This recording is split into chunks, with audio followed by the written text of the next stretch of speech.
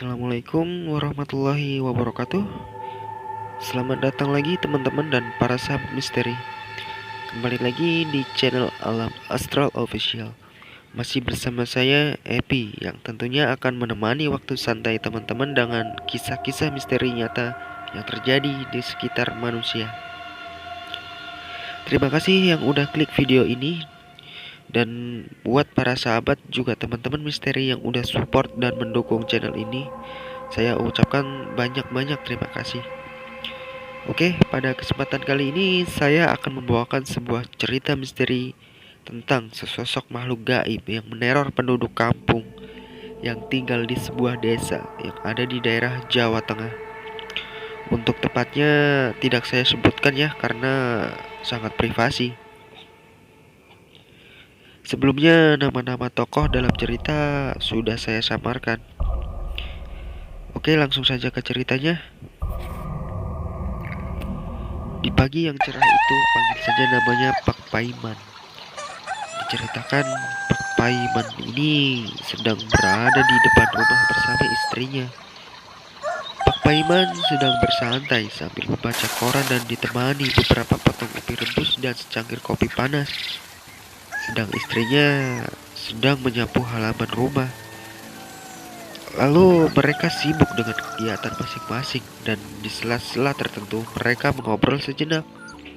Mereka sesekali membahas kejadian yang menimpa di desanya itu. Karena beberapa hari ini keadaan sedang mencekam dikarenakan ada kejadian yang sangat misterius. Kejadian itu tentang teror sesosok makhluk yang tidak jelas wujudnya ketika tengah malam menjelang, dan teror itu pun dialami oleh setiap warga yang jika waktu telah melewati tengah malam, pintu rumah mereka akan diketuk oleh seseorang. Namun ketika setiap kali dibukakan pintunya, tetapi sosok itu tidak ada. Dan kejadian tersebut terjadi tidak hanya sekali, tetapi 3-4 kali ketukan. Dan tetap saja, jika dibukakan pintunya, sosok yang mengetuk pintu itu tidak ada wujudnya. Dan kebetulan rumah warga yang satu dengan yang lain jaraknya agak lumayan jauh, berjarak dengan kebun-kebun warga yang satu dengan yang lain. Dan Pak Paiman sendiri belum pernah mengalami teror tersebut, dan beliau pun orangnya termasuk orang yang tidak terlalu percaya dengan hal-hal yang seperti itu. Lalu Pak Paiman bertanya kepada istrinya, "Bu, semalam pas Bapak beronda, warga yang berjaga malam bersama Bapak membahas tentang teror. Katanya jika tengah malam pintu rumah mereka diketuk oleh sosok yang tak berwujud." Lalu Bu Suminah menjawab, "Entahlah Pak, desas-desusnya yang ibu dengar dari ibu-ibu pas lagi belanja kumpul di warung tadi juga menceritakan hal yang sama." "Terus menurut ibu gimana? Apa ibu percaya?" sahut Pak Paiman. "Percaya ndak percaya toh Pak, karena kita kan belum pernah mengalami, ya kan?" Sahut Bu Suminah lagi. Pak Paiman menjawab lagi, "Iya Bu, hal-hal semacam itu di zaman yang sudah berkembang seperti sekarang kok masih saja pada percaya begituan." Dan singkat cerita, tiba di mana hari yang tidak pernah dibayangkan oleh Pak Paiman dan istrinya. Tepatnya di malam Selasa Pahing, di jam tengah malam saat hujan turun dengan derasnya, pintu rumah mereka seperti diketuk oleh seseorang. Hingga beberapa kali, karena saking mengganggunya, ketukan itu membuat Pak Paiman dan istrinya merasa sangat terganggu. Karena kebetulan mereka belum terpejam malam itu. Lalu Pak Paiman keluar kamar untuk membuka pintu depan rumah dan mengecek siapa yang malam-malam dan saat hujan bertamu di jam tengah malam begini. Namun pada saat dibukakan pintu, tidak ada siapa-siapa. Pak Paiman pun terheran-heran dan mencoba berpikir positif, dan hanya perasaannya saja. Pada saat Pak Paiman sampai di kamarnya lagi, dan lagi-lagi pintu rumahnya itu diketuk kembali oleh seseorang, dan kembali lagi dibukakan oleh Pak Paiman. namun tetap saja tidak ada siapa-siapa. Lalu Pak Paiman ini mulai merasa jengkel. Ia bertekad jika seseorang itu mengetuk pintu itu lagi, tak akan membukakan pintu. Namun belum sampai Pak Paiman masuk kamar lagi, pintu itu kembali diketuk, dan kali ini ketukan itu semakin keras. Dengan perasaan yang sangat jengkel, Paiman ini mengambil sebilah golok di dinding yang dipajang. Ia mengambil golok berniat untuk berjaga-jaga kalau yang sedari tadi mengetuk pintunya adalah sekelompok orang-orang yang ingin berniat buruk. Namun sebelum Pak Paiman membuka pintu, ia mencoba mengintip dari lubang sela-sela jendela, dan betapa kaget dan merasa seperti mimpi apa yang dilihatnya.